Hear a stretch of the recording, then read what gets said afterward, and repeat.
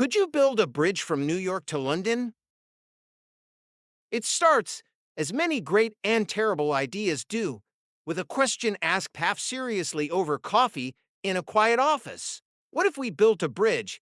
The young engineer said, tapping her pencil against her notepad, all the way from New York to London. Her colleagues chuckled. The Atlantic Ocean, after all, is nearly 3,500 miles wide. It's a cold, stormy, seething expanse, home to waves taller than buildings and pressures deep beneath that could crush a submarine like a soda can. The ocean is, in a word, unforgiving. A bridge across it isn't just ambitious, it borders on the absurd. But absurd ideas have a curious power, especially when whispered in the right ears. Within weeks, the question left the office and leapt into boardrooms, caught the attention of tech billionaires, politicians hungry for legacy, and infrastructure giants hungry for impossible contracts. It became a thought experiment, then a feasibility study, and eventually a project. Its name, the Transatlantic Span. The idea was to connect the old world to the new, not through invisible radio waves or satellites, but through something solid: steel, carbon, concrete. A ribbon of road and rail stretched across the water, linking continents like never before. Planes could cross in hours, yes, but a bridge, they argued, would change civilization. It would symbolize unity, defiance of nature, triumph of human will.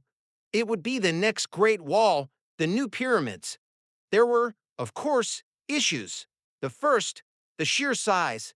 A bridge of that scale would require tens of thousands of support pylons, spaced across the deepest parts of the ocean.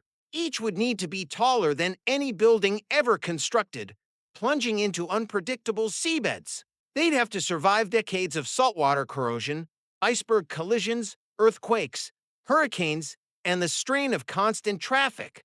Engineers proposed massive floating platforms instead, tethered to the seafloor like oil rigs, each one a small city for workers, maintenance crews, and emergency responders. The second issue was weather. Atlantic storms are not gentle. Waves rise over 30 meters high, winds reach over 150 kilometers per hour. No static structure could handle that for long. So designers imagined the bridge as flexible, a chain of modular segments that could tilt and shift like a serpent riding waves. Each segment would be self-powered, self-stabilizing, and able to detach in emergencies to allow ships or storms to pass. In effect, it would be a bridge made of ships, or ships that behaved like a bridge. Then there was the political problem. Who would own it?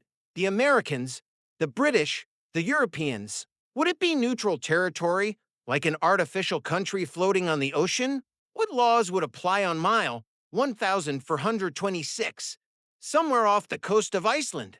Every nation bordering the Atlantic wanted a say. Every government wanted oversight. Every investor wanted their flag raised on the inaugural day. Years turned into decades. Prototypes were tested in wave tanks and wind tunnels. Massive seasteads were built as stepping stones. International treaties were signed. A dedicated undersea fiber optic cable was woven along the bridge's path, offering uninterrupted internet and communications. Drone stations and emergency depots floated alongside. Even solar farms and desalination plants were built into the infrastructure, making the bridge partly self-sustaining. When the first span opened, a stretch from Newfoundland to a floating platform called Midway Station, it was treated like the moon landing. Cameras rolled, diplomats cut ribbons, children touched the steel handrails in awe.